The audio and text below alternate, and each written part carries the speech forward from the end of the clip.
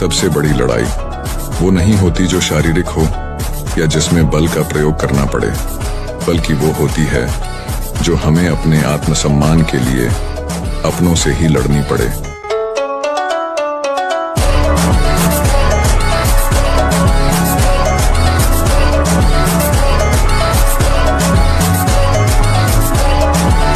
एक शांत इंसान या तो अपनी सफलता की योजना बना रहा होता है या बहुत ज्यादा पीड़ा में होता है, लेकिन एक शांत इंसान को कभी कायर नहीं समझना चाहिए।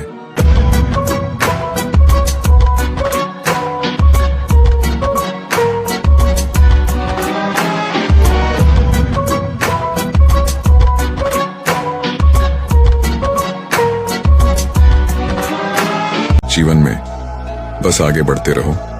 अगर कभी अकेला भी महसूस करो तो भी डरना मत, बस आगे बढ़ते रहना, क्योंकि चिता, ऊंचाई और सिंहासन पर इंसान हमेशा अकेला ही होता है।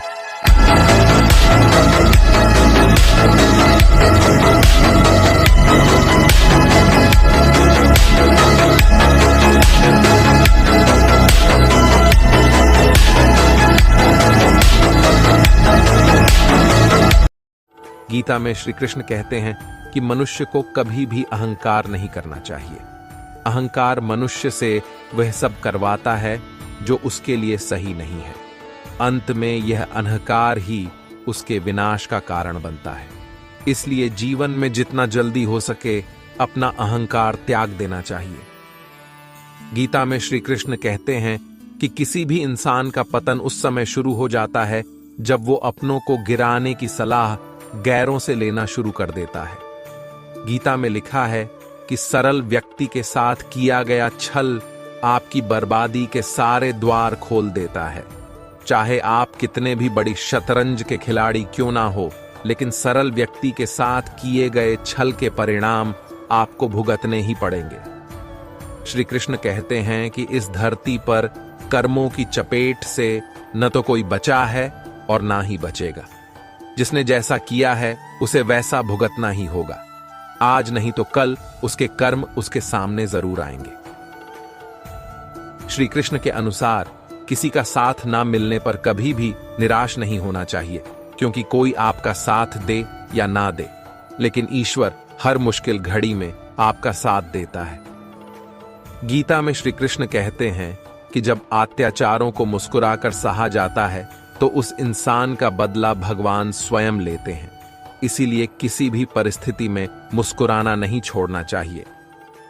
गीता में श्री कृष्ण ने बुद्धिमान व्यक्ति की पहचान बताई है। इसके अनुसार सबसे समझदार और स्थिर बुद्धि वाला व्यक्ति वही है जो सफलता मिलने पर अहंकार में नहीं आता और विफलता मिलने पर गम में नहीं डूबता। गीता में श्री कृष्ण कहते हैं कि समय कभी एक जैसा नहीं रहता। जो दूसरों को बेवजह रुलाते हैं उन्हें भी रोना पड़ता है।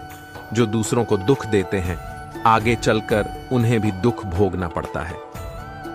श्री कृष्ण कहते हैं कि केवल डरपोक और कमजोर ही चीजों को भाग्य पर छोड़ते हैं, लेकिन जो मजबूत और खुद पर भरोसा करने वाले होते हैं वे कभी भी नियति या भाग्य पर निर्भर नहीं करते। गीता के अनुसार सिर्फ दिखावे के लिए अच्छा मत बनो। वो परमात्मा आपको बाहर से नहीं बल्कि भीतर से भी जानता है। इसलिए कोई भी बदलाव पूरी तरह से आपके खुद के लिए होना चाहिए। आप खुश हैं या दुखी, ये दोनों आपके विचारों पर निर्भर है। अगर आप प्रसन्न रहना चाहते हैं तो आप हर हाल में प्रसन्न ही रहेंगे। अगर आप अपने मन में बार बार नकारात्मक विचार लाएंगे तो आप दुखी ही होंगे। विचार ही हर व्यक्ति का शत्रु और मित्र होता है। श्री कृष्ण कहते हैं किसी के साथ चलने से ना तो कोई खुशी मिलती है और ना ही लक्ष्य। इसलिए मनुष्य को सदैव अपने कर्मों पर विश्वास करते हुए अकेले चलते रहना चाहिए। गीता में श्री कृष्ण ने कर्म योग, भक्ति योग और ज्ञान योग को ही कल्याण का प्रमुख साधन बताया है। कर्म के प्रवाह से संबंध का टूट जाना ही जीवन का लक्ष्य है और यह लक्ष्य उपर्युक्त तीनों मार्गों से प्राप्त हो सकता है। श्री कृष्ण कहते हैं कि ना यह शरीर तुम्हारा है और ना तुम इस शरीर के हो। यह शरीर अग्नि, जल, वायु, पृथ्वी और आकाश से बना है और अंत में इसी में मिल जाएगा, परंतु आत्मा स्थिर है। फिर तुम क्या हो? श्री कृष्ण कहते हैं, अगर मेरा भक्त मौन होकर मेरे विश्वास पर सब सुन रहा है तो याद रहे, उसके मौन का और उसके विश्वास का जवाब स्वयं मैं देता हूं। रण में अर्जुन को भगवान श्री कृष्ण कहते हैं कि हे मनुष्य, तुम अपने आप को भगवान को अर्पित कर दो। यह सबसे उत्तम सहारा है। जो इसके सहारे को जानता है वह भय, चिंता और शोक से हमेशा के लिए मुक्त हो जाता है। गीता के अनुसार किस्मत का लिखा आपसे कोई छीन नहीं सकता। अगर ईश्वर पर भरोसा है तो आपको वो सब कुछ मिलेगा जिसके आप हकदार हैं। किसी के वर्तमान को देखकर उसके भविष्य का मजाक मत उड़ाओ, क्योंकि समय में इतनी शक्ति है कि वो कोयले को भी धीरे धीरे हीरे में बदल देता है। गीता में श्री कृष्ण कहते हैं कि जो मन को नियंत्रित नहीं करते हैं उनके लिए वह शत्रु के समान कार्य करता है। गीता में कहा गया है कि परमात्मा कभी किसी का भाग्य नहीं लिखते हैं।